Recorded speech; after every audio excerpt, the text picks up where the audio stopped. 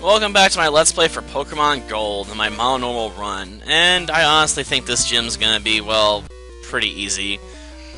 I don't know, Pierce has never been all that challenging in most of the runs I've done, really, because you can usually counter him easily enough not to really think about it.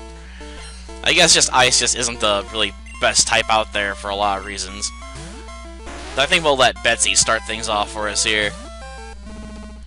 Because she's a powerhouse and she deserves some attention, especially after being pretty much ignored all last episode.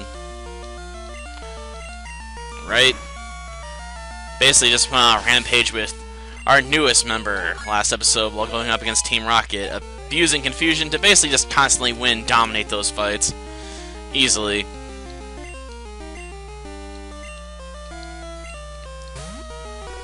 I'm surprised I didn't go for withdraw, actually. That actually would have worked.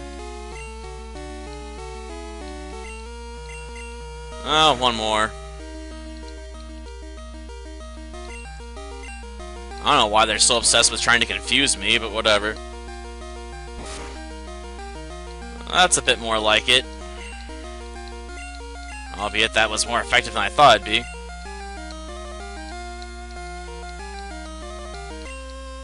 Whatever. Yeah, you can't really use Protect multiple times in a row, guy. It doesn't really work like that. Finally stuck it, huh? Though it does look like I'm gonna have a harder time with this run than I did with the Ghost team. Go figure. They were actually already through this fight basically by this point in time. Yeah, you can't protect yourself from an attack I haven't used yet. Whatever. We'll let Aluna have some fun.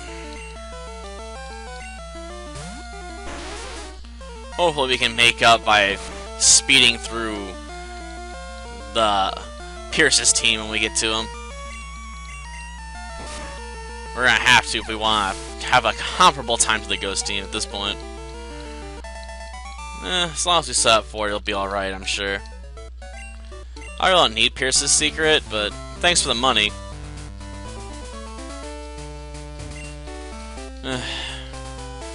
Yes, they do. I'm sure you have. You're quite old, Pierce. I'm sure you've suffered through all kinds of crap. But it doesn't really matter to me. Or is it meant to be Price? But that would make even less sense. Whatever. I've always called him Pierce. I'm sticking with it.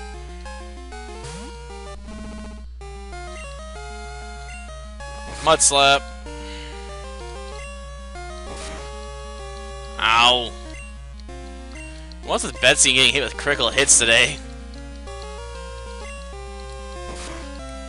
It's not a good day to be a Miltank, I guess. Yeah, give him one back. More. And one more max it.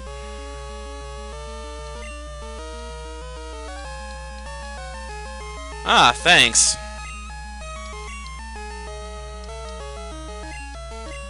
He's actually doing me a favor because I wanted to set up on Scout.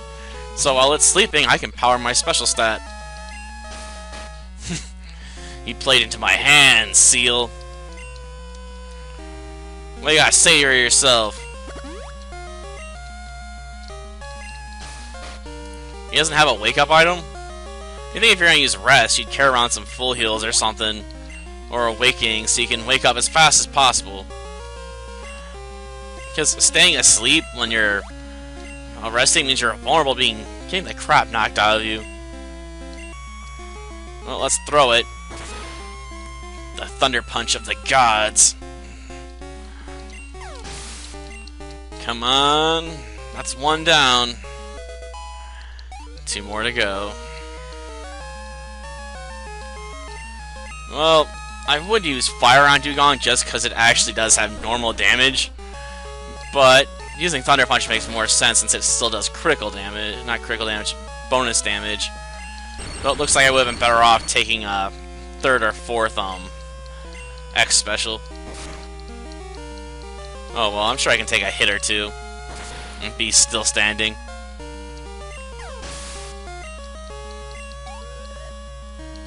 Real trouble might come from Pillow Swine here. This giant pig can be a real handful if it hits you with a blizzard or two. Of course, that depends on actually landing a blow with blizzard, I suppose, right? Damn. Well, if I survive this, which I did, that means I know he's going to do Hyper Potion. But if we're doing that much damage normally, if we crit, it's going to be over this turn. If we don't crit, it's going to be over next turn, because no matter what I do, I'll hit him hard enough to knock him out, because he only has one potion. Oh, looks like we did slightly more damage this turn anyway. Whatever. Win's a win. Well, it's not that hard to be impressive when you're not particularly exceptional. Or at least you don't feel that way by the time I get up here. I got too many options at this point to play around with to really feel all that threatened by most trainers. And we have the ice moves necessary for Claire already, so I don't think even that Chimpal is going to be all that bad. As long as I get a chance to set up, which I have plenty of ways to do right now, don't I? Though this will be slightly longer than the Ghost Run. Slightly. Not by much, but I think it's going to be slightly longer. Ah yes, here comes Professor Elm. They tell us that something's going on in Goldenrod.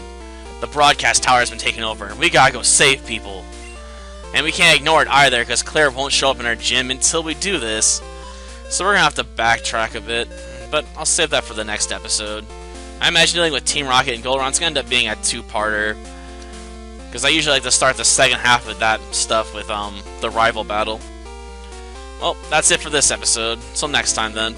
See ya.